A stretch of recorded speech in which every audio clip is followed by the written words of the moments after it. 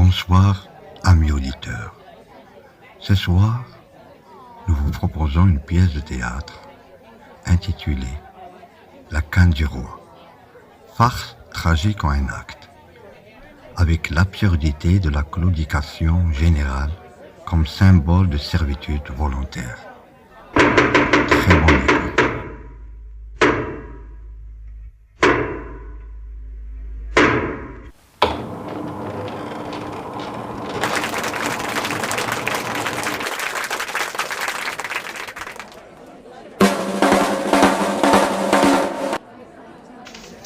Attention, peuple fidèle, par ordre de Sa Majesté très gracieuse et très boiteuse, le nommé Pain de Mie, boulanger de son état, a été arrêté ce jour, 14 juin à 10 heures précises, sur la place du marché, pour crime de marcher en pleine santé.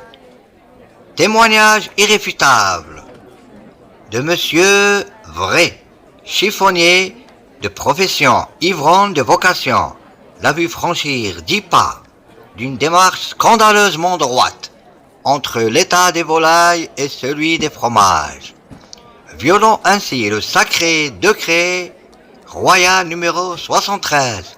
Tout sujet imitera la claudication de son souverain jusqu'à guérison divine. Oyez, oyez. La sentence prononcée, mort par la hache, précédée d'une amende symbolique de 3 cannes en bois de chêne à payer par sa veuve. Exécution, ici et maintenant sous vos yeux ébahis. Que ce spectacle serve d'avertissement.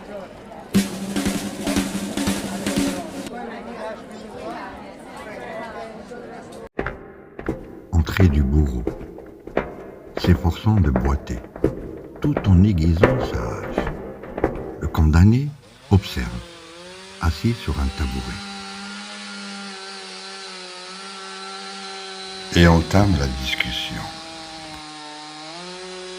Cette douleur que vous simulez devient-elle réelle à force de persévérance? La douleur? Non, c'est la fidélité. Le roi souffre ici, donc je souffre ici. Et si demain, le roi se plaignait d'un mal de dents, devriez-vous arracher vos molaires saines? Attends une minute, regarde. Là. Écoute bien. Toute rage de dents royale sera imitée par des grimaces obligatoires. Moi, j'ai déjà pratiqué. Admirable dévouement. Mais savez-vous pourquoi vous faites cela? Parce que c'est la loi, tout simplement. Et qui fait la loi? Le grand législateur. Non. Des hommes comme vous et moi. Des hommes qui, un jour, ont décidé qu'obéir était plus facile que penser. Permettez-moi une histoire. Au village voisin, quand le décret est tombé, le forgeron, un homme solide, s'est fabriqué une béquille en argent. « Regardez, disait-il, je suis plus royal que le roi. » Le boulanger a surenchéri avec une canne en or, puis ce fut la course. Qui boiterait avec la plus belle canne? De vrais patriotes, hein? Des esclaves. Ils avaient oublié que le roi, alité, ne voyait même pas leurs ailes. Savez-vous ce qu'ils imitaient réellement? La grandeur royale. Leur propre peur, la peur de déplaire, la peur du vide que crée l'absence de règles. Cette canne était lourde. Oui, très très lourde. Alors, pourquoi la porter? Le roi ne vous oblige qu'à boiter, pas à vous infliger un fardeau supplémentaire. Je voulais montrer ma fidélité à mon roi. Vous avez transformé une obligation en servitude volontaire, le comble de l'asservissement, quand l'esclave, embellit ces chaînes. Mais sans la loi, que resterait-il? Ce qui existait avant.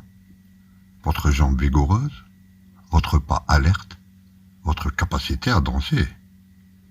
Et vous envoler jusqu'au souvenir de votre liberté. Et vous, pourquoi refusez-vous de boiter? Parce que un homme doit savoir où poser la limite. Boiter par compassion, noble, boiter par décret, avilissant. Je préfère mourir droit que vivre courbé. Je dois faire mon devoir. Votre dernier geste libre, faites-le proprement. Attendez, puis-je vous demander une faveur? Montrez-moi comment marcher droit. C'est simple. Sentez votre pied équilibré sur vos deux jambes. Laissez vos hanches trouver leur rythme naturel. Regardez l'horizon, pas vos pieds. Oh, c'est difficile, hein? Plus difficile que de jouer l'infirme. Non, seulement inhabituel. La liberté est un muscle atrophié. Je suis prêt.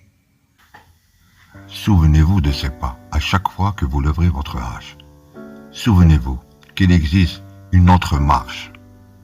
Le plus grand triomphe du pouvoir n'est pas de forcer à l'obéissance, mais d'obtenir que l'esclave croit inventer lui-même ses chaînes. Les tyrans n'ont qu'un pouvoir, nous convaincre que nos chaînes sont des bijoux. Nous sommes tous des boiteux volontaires. Certains choisissent juste de sentir la douleur.